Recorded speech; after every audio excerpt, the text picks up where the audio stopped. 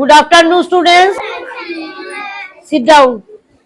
দেখো তোমরা বোর্ডে কি লেখা আছে পড়ো। অরুণ ইজ এ গুড বয়।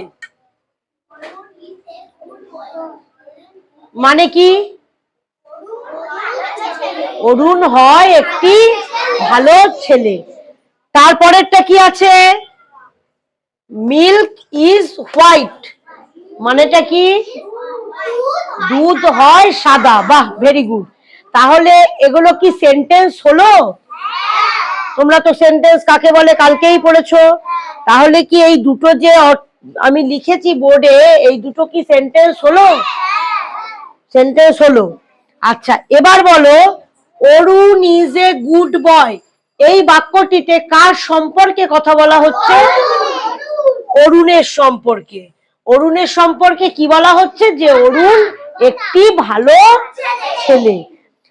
তাহলে এটা তো তাহলে তোমরা বলছো একটা সেন্টেন্স হয়েছে, তাই তো?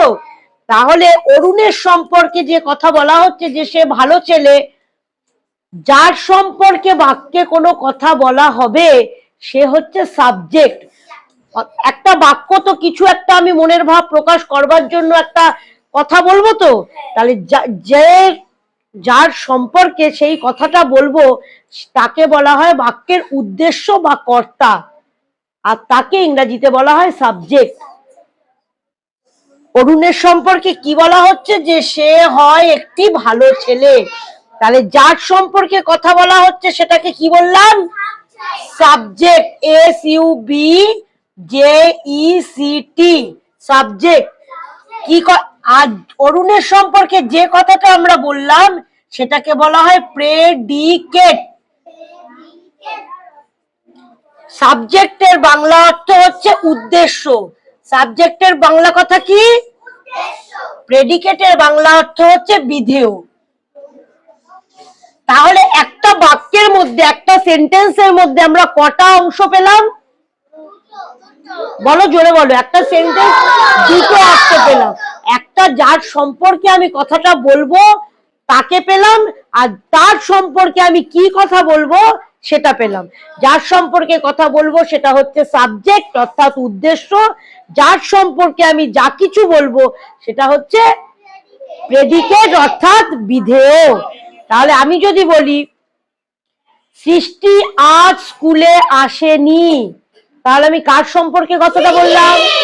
সৃষ্টির সম্পর্কে। তাহলে সৃষ্টি কি হলো? সাবজেক্ট। গুড।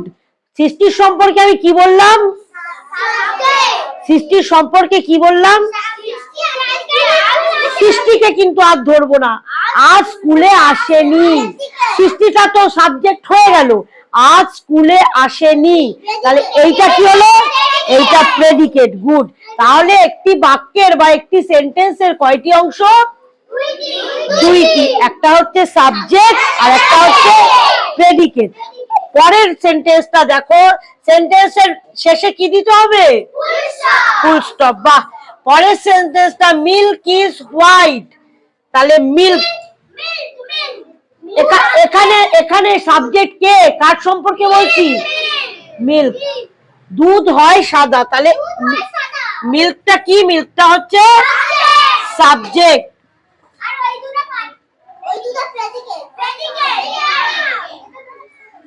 প্রেডিকেট।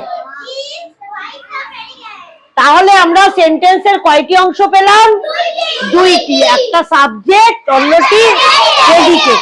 সেন্টেন্সে যার সম্পর্কে যা কিছু বলা হয় সেটাকে কি বলে? ভালো করে শোনো কথাটা। সেন্টেন্সে যার সম্পর্কে যা কিছু বলবো সেটা কি? প্রেডিকেট। আমি বলিনি কিন্তু যার সম্পর্কে কথা বলা হয় সেটা বলিনি, যার সম্পর্কে যে যা কথা বলা হচ্ছে। খুশি, খুশি আজ ভালো পড়াশোনা করেছে। আমি প্রেডিকেট কোনটা? প্রেডিকেট। বাহ বাহ, গুড গুড। ভালো পড়াশোনা করেছে, আজ ভালো পড়াশোনা করেছে, এটা হচ্ছে কি? প্রেডিকেট। তাহলে যার সম্পর্কে মানে খুশির সম্পর্কে আমি কোন কথাটা বললাম? আজ ভালো পড়াশোনা করেছে।